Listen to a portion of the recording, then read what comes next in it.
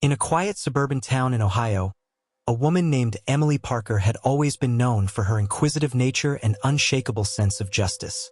At 32, she worked as a freelance journalist, covering local stories and community events. Emily was beloved for her tenacity and fearlessness when it came to uncovering the truth.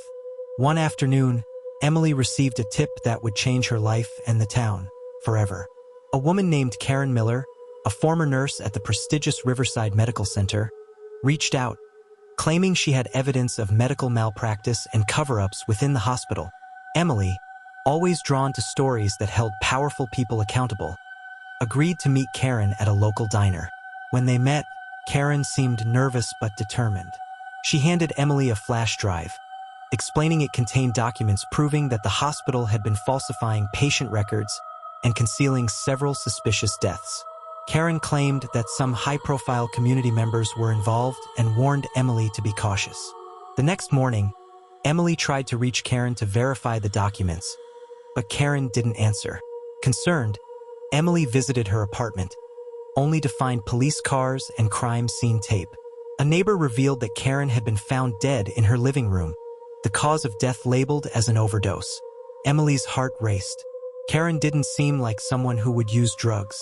Suspicion brewed, and Emily decided to dig deeper.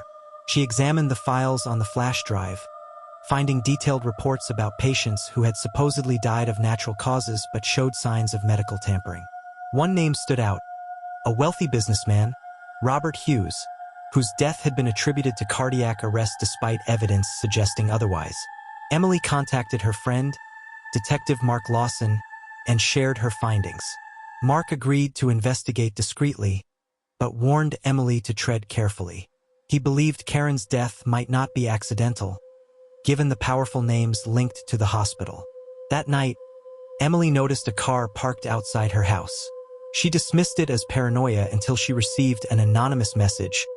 "Drop the story, or you're next." Terrified, Emily refused to back down. She knew she was onto something big.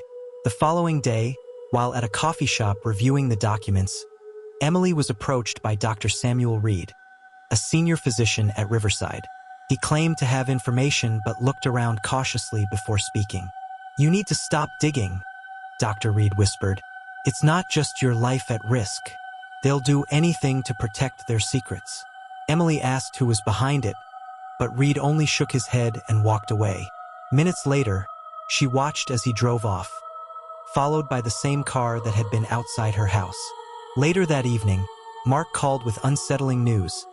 Dr. Reed had been found dead in a car crash, ruled accidental. Emily felt sick. That was no coincidence.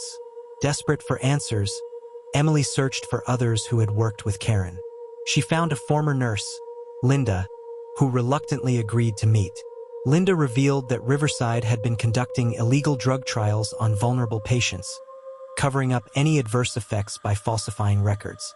She warned that people who questioned the practice often met unfortunate ends.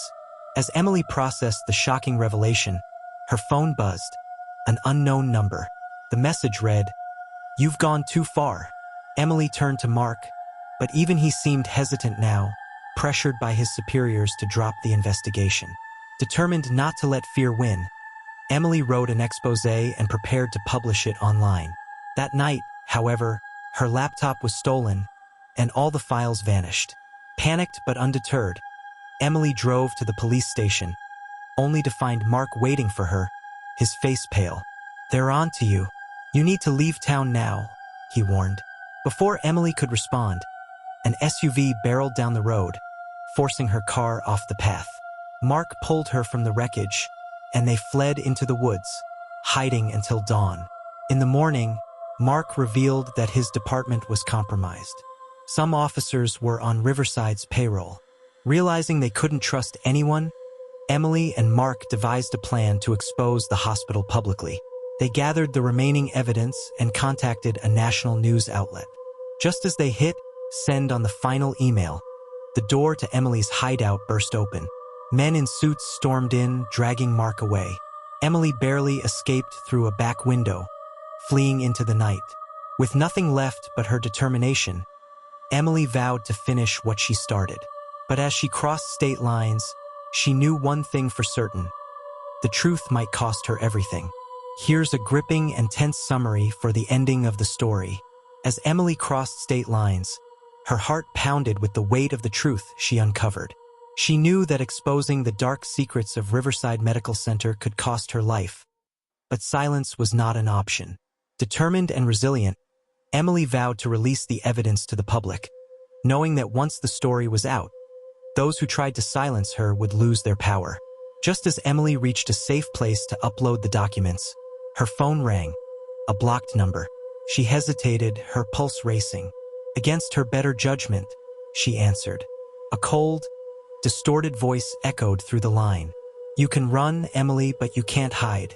You'll pay for what you've done." With every nerve on edge, Emily knew this fight was far from over. The truth was out there. She just needed to make sure the world would hear it before it was too late. Would she succeed in revealing the hospital's deadly secrets? Or would those in power silence her once and for all?